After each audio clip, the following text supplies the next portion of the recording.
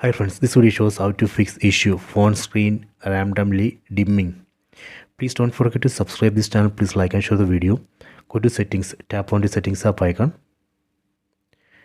Then go to display, tap here. Here you can see adaptive brightness. See, right now adaptive brightness is on. That is the reason. Let me tap on this brightness level. You can see the current brightness level. Let me put this hand on top of the screen. So there is a sensor detect the light.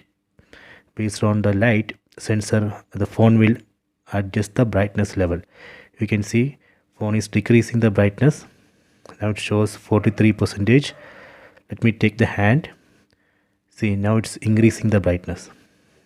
So that is a issue. If you enable adaptive brightness, phone will automatically adjust the brightness level based on the environment light. See, so if you don't want this feature, you can just tap here and disable. That way we can fix this issue. Just disable adaptive brightness. That's all. Okay, so I hope you have enjoyed this video. Please subscribe this channel. Please like and share the video.